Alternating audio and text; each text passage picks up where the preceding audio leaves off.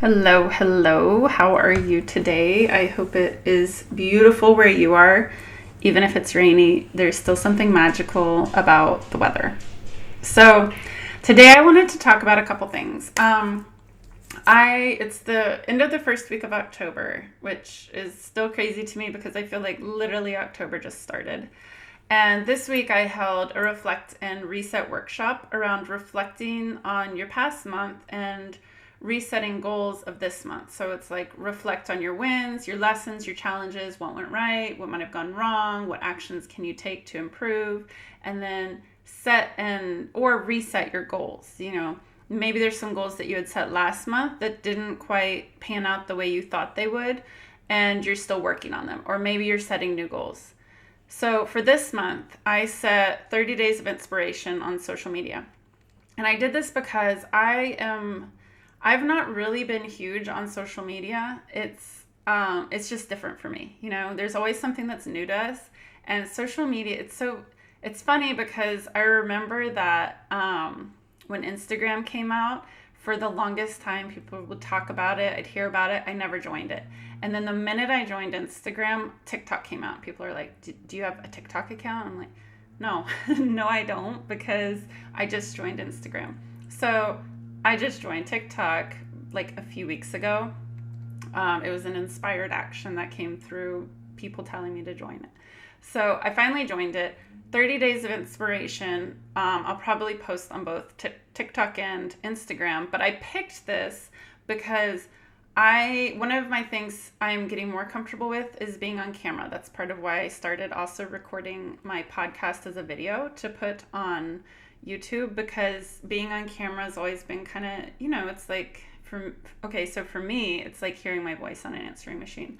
When I hear my voice on an answering machine, it's like, oh, is that how I sound? And so when I see myself on video, it's kind of like, oh, like this is awkward for me. But the more you do something, the less awkward it becomes and the more it feels natural. And so I wanted to pick these 30 days because it's something that would make me feel more natural in getting into. And it also brings up like severe imposter syndrome, because I see everyone who does these amazing reels. Like, it is so cool to see what people come up with and what people can do. And I'm so inspired by that. So 30 days of inspiration, that's one of my goals. I had a list of maybe 10 goals. So I want you to think about like your monthly goals that you would like to set for yourself. And I believe next month I'll also do this workshop because it was really fun. I do it every month for myself anyways, so why not put it out there for other people to be a part of?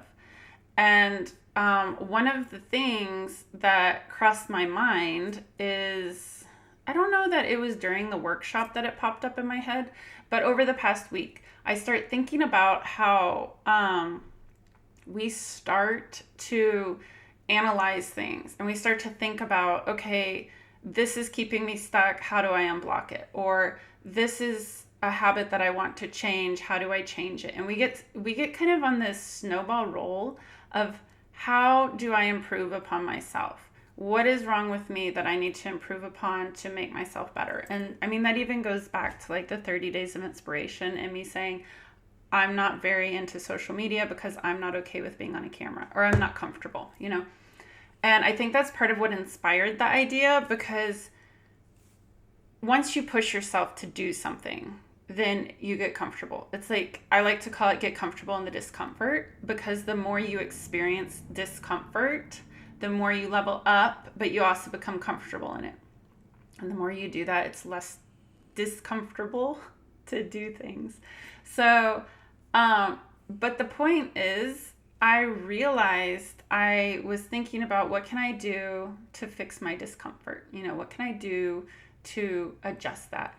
And I started thinking, well, what can I do to acknowledge what's already right about me?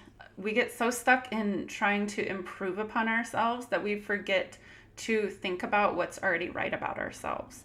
And there's so many things, so many beautiful things that are already great within ourselves. Like, I would say for me, one of mine is optimism. I'm a silver lining finder, where I like to think about, what's the silver lining in this lesson? Or just sprinkle sunshine everywhere. That's just one of my things I started thinking about, one of the things I noticed, and usually it's also from feedback from other people. When I was nursing, a lot of times that kind of stuff would come up. One of the other good things I notice about myself is how strongly empathetic I am. And sometimes that can also probably turn into a bad thing for being too empathetic. But that's a quality of reading people and understanding them and approaching that. So, and the point of this is not to fluff my ego. These are just things that I recognize in myself.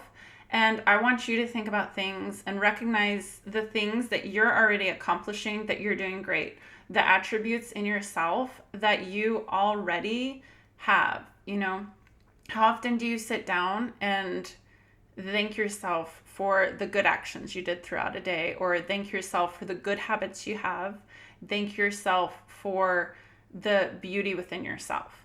And I want you to start doing that. The more you start doing that, the more you are inspired and aligned with who you become when you're aligned with your higher self.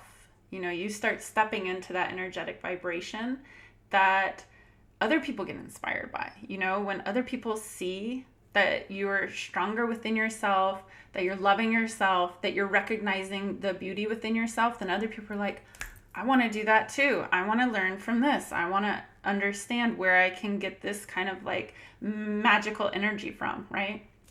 So, when was the last time you sat and thought to yourself, oh, this is a really good quality that I already have within me, and how can I expand on it and strengthen it? It's like a muscle. You want to work on the things to improve, but I mean, also strengthen those things that are already amazing about yourself, because those are impacting others.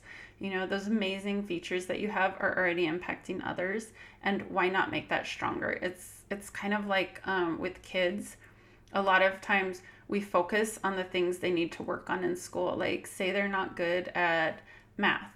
Well, we focus on trying to make the math better. But what if they're really good at writing? Well, focus on also making that, you know, focus on recognizing and really strengthening it for them, because that could be a passion of theirs. You know, they could become an award-winning author one day, you know. And writing is one of my passions this year. I love writing. It's why I started my writer's membership, where writers can come and work together to write their own books. It's a virtual co-writing membership. And I really like that because, one, it's embodying the person that I would like to become. I would like to write books. I would like to write more. And I've been writing nonstop this year. But not only that, it also allows other writers to step into that light and step into really nourishing their writing. And so that's kind of a tangent off of strengthening a child's writing, but you never know. You know, when you really help them boost the skills they're good at too and recognize those skills, then they will flourish. And I mean, it's also good to give the attention to and support to building their other skills, but don't forget to build their skills and what they're already flourishing at. And that always goes back even to your inner child. Don't forget to build the skills that you already flourish at. Don't forget to recognize those skills. Don't forget to improve upon those habits, because when you forget to recognize those, a lot of times you might get stuck in just the need for self-help, checking out all the self-help books, you know, the need to improve. And, you know, there's always something that we're going to need to improve within ourselves. That's the beauty of being imperfect. That's the beauty of being human. But there's also things that the things that you are good at are the things that other people in the world need to hear. The attributes that you're already amazing at are things that other people need to be nourished from. And the best way you can do that is shine in those attributes. So that's what I would like you to do this week. I always like to come up with things for people to do, I guess. And so one of the things that I would love it if you try doing this week is trying to tap into your attributes. Try and make a list every day, thanking yourself for the good attributes of the day. And it's totally okay to want to improve in yourself. I think that's a beautiful thing. But it's really important to recognize your attributes and take the time to pat yourself on the back for them, because that's the beauty within you. That's some of your magic, is the good stuff about you. So this week, thank yourself for the attributes that you're doing. Make a list of 10 things every day that you see the beauty that you put into the world. Because just like when you make a list of gratitude every day, you start flourishing that. You start seeing more of the blessings. When you start making a list of the 10 things you've done really well in the day and the 10 things you notice about yourself and appreciate yourself throughout the day, you're going to start noticing more of that, appreciating more of that, and it will impact others, and it will level up your energy into a whole new world, because it's kind of like you're giving yourself the cushion to flourish.